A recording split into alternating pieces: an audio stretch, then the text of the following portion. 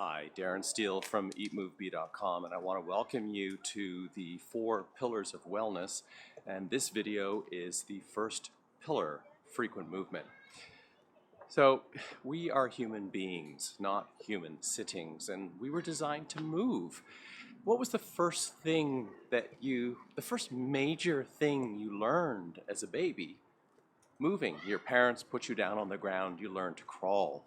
And you mastered the crawl, and after a while you tried to figure out how to stand. You held yourself up against the chair or a couch, and then finally you did learn to move along, and you got great applause because, wow, it's an exciting moment for parents. And maybe at a few years old, suddenly you showed some dexterity or preference for a particular kind of play, and your parents put you into some sports. I mean, you ever seen little kids playing soccer? It's funny to watch. It's almost embarrassing, and it's so cute because they're running in the wrong way, they don't know which way to go, they pick up the soccer ball, which you're not supposed to, and you know, it's part of learning movement and learning play and all those things. And as you grow up, maybe you find that you like a particular sport or movement, and you do that some more, and you get into that groove. Now, what happens though if you're a kid who doesn't like moving that much, or sports or play? Or maybe it's because your parents could not afford to put you into a sports program, or maybe you were ostracized in some way. Now, personal example, I was a scrawny kid. I was a sickly child. I had ADHD. I was a bit of a mess, a handful. I was like bouncy all over the place. Now, physical activity was really necessary for me, but because of how different I was as a little boy, I was the last one usually picked for the team. I was the kid who was picked on. So as a result, I never wanted to be part of gym class. And it's just kind of ironic that now here I am all these years later helping people with physical movement and health and nutrition. But often the things we become passionate about stem from our early childhood. So I gave you the example of me feeling ostracized as a little kid and being picked on and not picked for the team, but I kept moving. I just did solo sports. I walked, I rode my bike, I did canoeing with my dad and my sister. And when I got to university, I enjoyed squash because it was one-on-one. And when I was 19 or 20, I started working out, a solo sport, which meant I only needed to compete against myself. But there are often people that, because of emotional circumstances or other types of failures, just stop moving altogether. And that becomes the thing that breaks their body down. Or they stop moving because they've become so focused on their career that they just forget. And, you know, they sit at their desk all day and then they don't have time because they're too busy, and they just forget to make the time in their day for it. Or you start a young family and everything seems to eclipse the possibility of having time to move. So I want to come back to the being so busy at work that you can't move. Well, we are living in a very difficult age, challenging for a number of different reasons. One of the biggest challenges that most of the work that people are required to do today is some form of information. And that requires a lot of sitting. Now, by comparison, somebody who is a laborer, somebody who does construction work outside, or think even of our ancestors or people that do farming today, most of those people are in great shape. Why? Because they're moving. Now, case in point, here I am walking through the Riverdale farm in Toronto. I'm always moving. I love walking. When I move, I think better, and that's part of the reason why I'm recording this video series while moving, to make a couple of almost subliminal points that physical activity is absolutely essential for your health. So sitting is slowly killing us. There's some fascinating new research that's coming out or has been coming out for a while about how this not only slows down your metabolism, it makes muscles tight, it makes joints tight, it can even lead to cancer. It's really quite incredible what this research is showing. And again, a personal story, case in point, when I was 35, I moved from Ottawa to Toronto, transferred to a better position within the company I was working with, and I developed sciatica on my left side. Now, if you've never had sciatica, it's awful.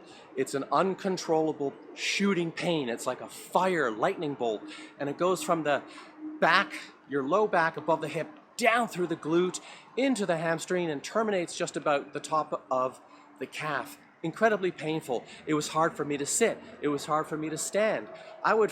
When I was getting to the worst case scenario, I could barely sleep because I couldn't lie in my front, on my side, or on my back. Every 15 minutes, I had to adjust a position.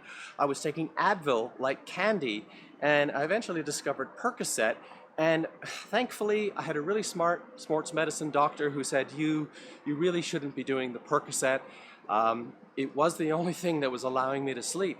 At that time, I was doing acupuncture, chiropractic, massage, and it wasn't until I went to a physical preparation seminar and a strength and conditioning coach was teaching some aspects and got to a section on flexibility and muscle tightness, and he asked for volunteers. I put my hand up right away because I wanted to see if he could find what was wrong and provide me with a solution.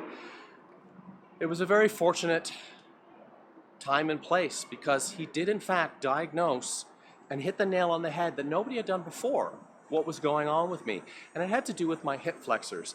So he prescribed some stretches. So for 6 months I was radically focused on hip flexor stretching. I probably did it 4 to 5 times a week, as well as other stretching. I did 3 or 4 different variations, and I spent at least 15 to 20 minutes on those hip flexor stretches, as well as continuing with some electroacupuncture and some physiotherapy and massage. It got the results because I have been sciatica free since then.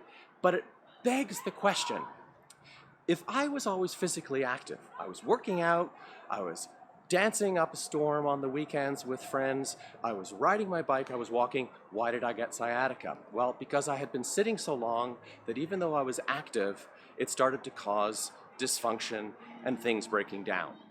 After I was able to deal with that issue and resolve the sciatica, I had to make adjustments going forward so that it wouldn't come back. I had to switch between sitting on a stability ball and an office chair and taking turns standing throughout my day, meaning I needed to get up often, otherwise I would have a repeat flare-up of the sciatica. And like I said, if you've ever had it, you don't want to get sciatica. So making these adjustments in your day can create improvement and can avoid the kind of discomfort that can come from sitting too long. More than likely, you are working in an office, sitting at a desk. There are so many options for you to just improve your health by being able to get up. Some of them are very simple. Put a rubber band on your wrist, and that rubber band is just a habit reminder to get up. Get up as often as you can. You don't have to leave your desk, but just get up. Stretch a little bit. Another one is set an alarm on your phone or on your desktop computer every 30 minutes. Just get up, stretch a little bit, move things around. Maybe that's a great time to get a glass of water. Maybe you just need to get up and walk around the office a little bit. Now, people will tell me that they're in flow state. They're very focused on a big project. Honestly, for me, that's no excuse to get up. You can still stay in flow by getting up. You can be looking at what you're reading or what you're writing on the computer, but just get up and move your body. If you're someone who is in charge of meetings, try and limit meetings to 15 or 30 minutes and make them standing only. People will be so much more efficient if they're standing, and you'll probably see a 50% reduction in the total amount of time spent in a meeting if you're standing, because people want to get out of the meeting. Another great option is every time the phone rings, you stand up. It wakes you up. It brings oxygen back to the brain. It also puts you more in control of the actual conversation so that you can end it more quickly. So one of the best parts about making this video today has been the interruptions. I decided to do this at the Riverdale Park and Riverdale Farm here in Toronto, and it's summer and the kids are off, so there's lots of kids, I guess, on day camp going through, and what are they doing? They're moving, they're exercising, and there's some families here having a picnic. There are people out walking their dogs, and this is natural. We need to be outside, and just to reiterate, this is why I'm walking, to make a point that we have to move. Where can you choose to make changes in your life where you've been sitting? Too often, we simply get up, go outside, get in a car, drive to work, take an elevator or an escalator, get into our office, and then sit down and then repeat the process but in reverse. Where in your day can you find the time and the space to move? Can you, if it's only a few flight of stairs, can you take the stairs as opposed to an elevator or an escalator? Now, given if you have extreme mobility issues, limitations, or if you just can't move, that's another story entirely that requires a different approach. But if you're able-bodied, the less that you move, the more unhealthy you are actually going to become over the long term.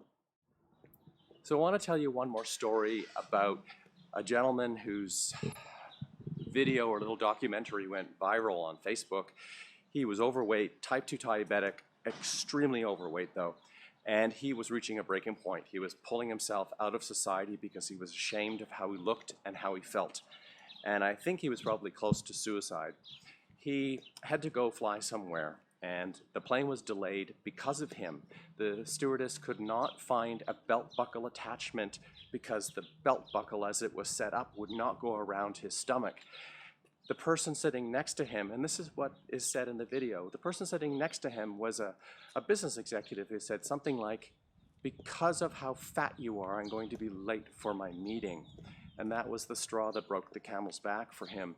So he pulled out his yellow pages, he found a nutritionist, called her up, and this is one of these stories where I feel so moved because this nutritionist had the best advice for him. She said, "I want you to go down to your neighborhood pound or SPCA or whatever it's called and adopt a dog."